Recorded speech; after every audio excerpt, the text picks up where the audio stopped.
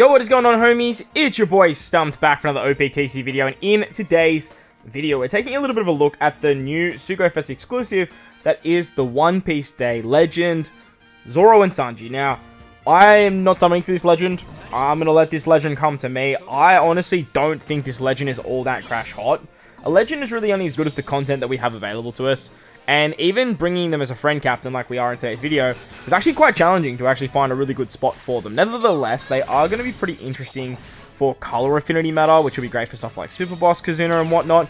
And they make a really, really good sub pairing with Super Tandem, level 5 Luffy, because they're a fighter character and they are a Dex character. They're also a ZORO and a SANJI, so they activate one part of the Super Tandem, whether you have it at level 4 or 5 for the ZORO and the SANJI, or if you have it at level 1 to 3. However, if you have it at level 1 to 3, using them as a sub becomes very, very annoying because they fulfill both ZORO and SANJI.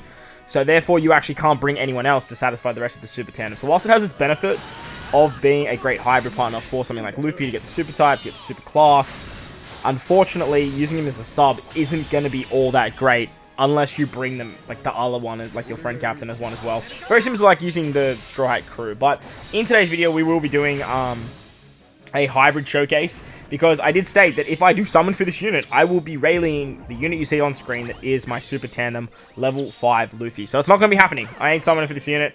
It's just a big nope. I don't rate this unit that highly compared to what a Super Tandem level 5 Luffy actually is. And, like I said, I'm happy to just wait for this unit come to me. But if you guys did summon for this unit, if you guys have been using this unit, let me know your thoughts and opinions on the unit in the comment section below. Now, in today's video, we're taking on some Garb challenges. We're hopped into the Hody Garb challenge, because there is special reverse at the end. And part of their kit, being their super type, actually gives special reverse. So I thought this would be a pretty good place to take them. And then we're going to take them into Revolutionary Army 2 with some more, like, sort of, not free-to-play team, but, like, a bit more of an accessible team, because lots of people get very upset with me when I, like, post some, like, real speed teams and Revolutionary Army 2 teams that use a lot of high-end support. So I thought I'd build a sort of, like, hybrid team with these guys. So the way these guys work as a captain is they are a Dex and a Psi captain, which is, it's okay. There are some really, really good subs, notably the Shogun Frankie. He works nicely under either or ZORO and SANJI. However, ZORO and SANJI don't get both of his buffs, which is a little bit annoying, but ZORO and SANJI does have some pretty good units. You can use any Dex characters, you can use any Psi characters. Ideally, Psi characters. Psi characters are the big ones that you want to actually bring. Well, not that you want to bring, but Psi is just much stronger than Dex, right? Now, as a captain, there are 5.2 times captain to Dex units, and they are super type to Dex, being a Dex unit. They're fighters and they're slashers, so like I said, they do work with Luffy. However, if you bring Psi characters, they don't actually get the super type. So to make up for that, they've added an extra 0.2. There are 5.4 times captain on, like, Psi units, which for me is a bit janky. I don't know if I like it. I think it's a bit odd. It's a bit off-rounded. Like, why not be 5.25? Why not be 5.5? Kind of like the other units we have in the game, like Luffy and, like, Kaido. Like, Kaido's 5.25. Waifu's are 5.25. I just don't understand why they nerfed them that little bit. So, to me, it doesn't make too much sense. Nevertheless, they're an okay captain. Fortunately, they don't really provide too much utility. They do make Psi orbs matching, and they do make recovery orbs matching. And then with the new ship, which is the, what's it called?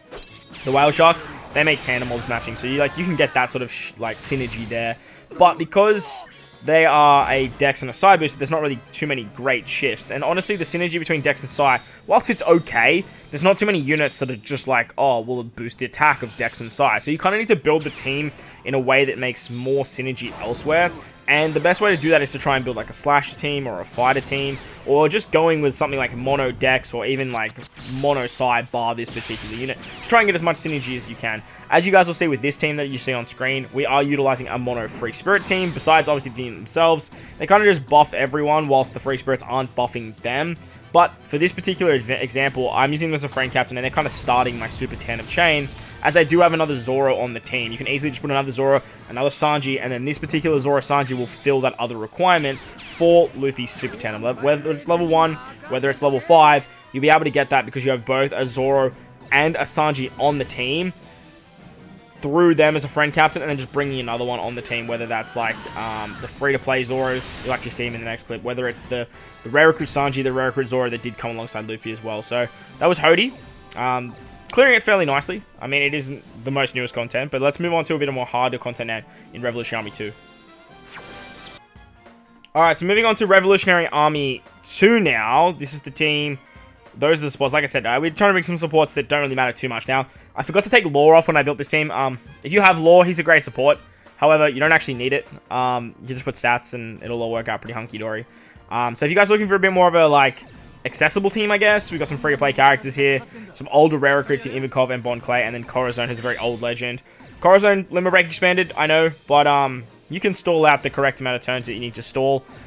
But if you do have Corazon and you can do it, his Limit Break expansion is really, really good. Like, it's amazing. His special now is great with level Limit Break Plus, so I'd highly recommend actually doing it if you have the available materials. But going back to the ZORO and SANJI unit, they do work very, very well with this new Luffy. If you build a fighter team with this new Luffy as well, you can do some pretty cool stuff. However, you do need to obviously restrict that to Sai and Dex characters, which is the big knock that I do have with ZORO and SANJI. Now, running 2 is going to be way more beneficial when it comes to, or make life a lot easier when it comes to team building.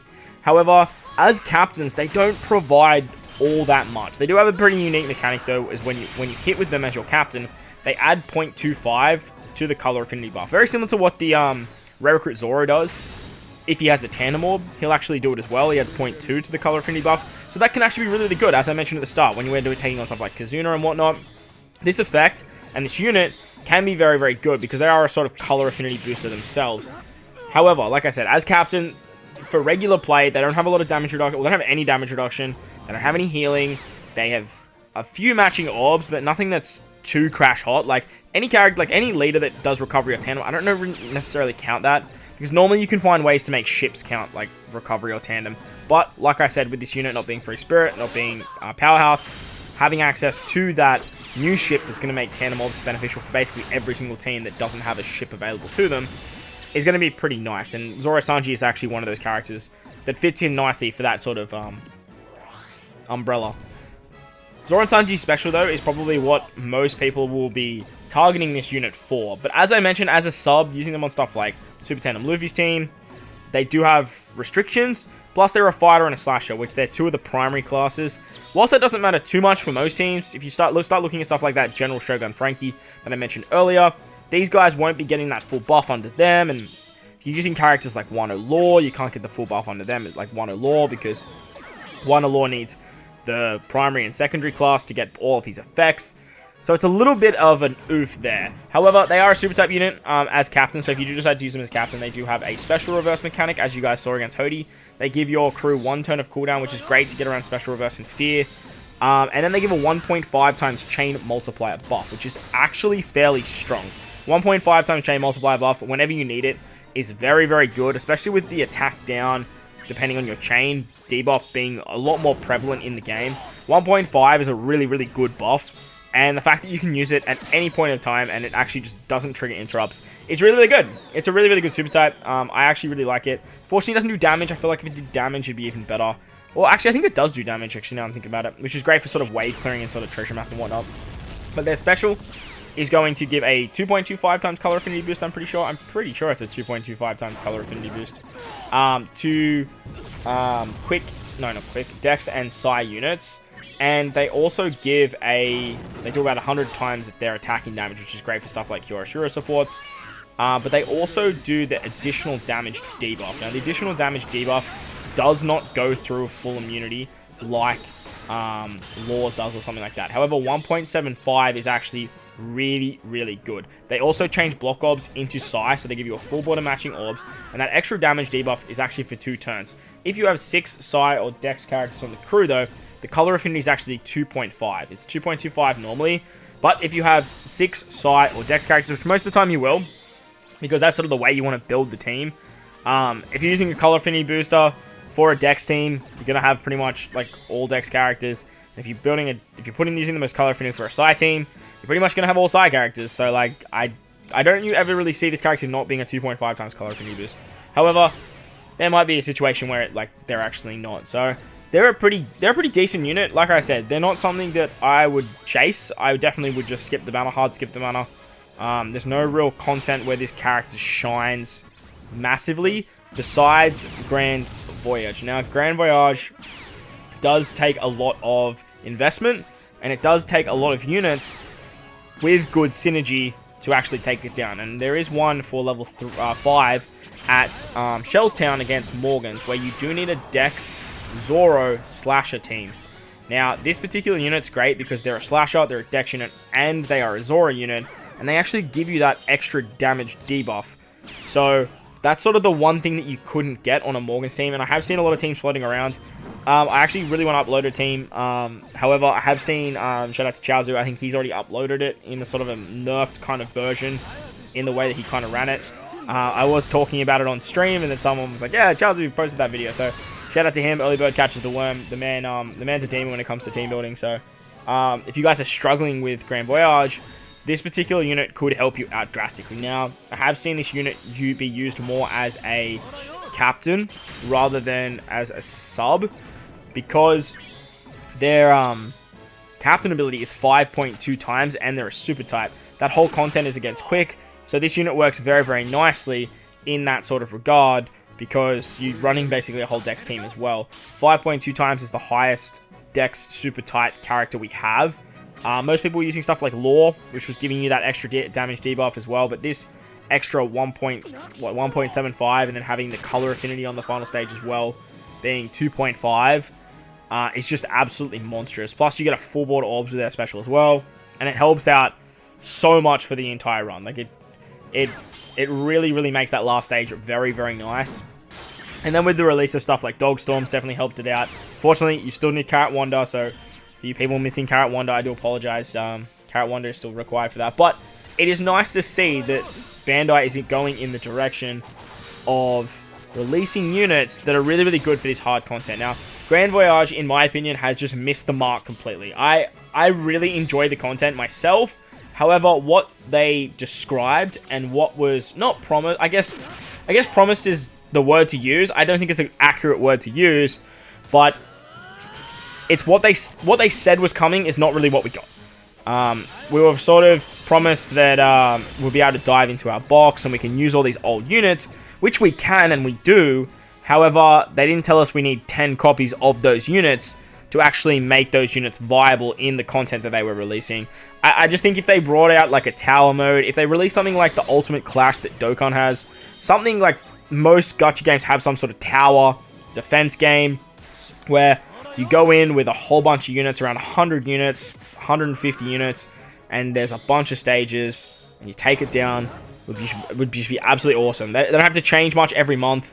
Like every month, all they got to do is rotate the colors, and then you got to bring different characters to bring down the event. They don't have to make it too hard, but they can make it hard enough so people have to grind out their box, get their box to a very decent level before they can dive in.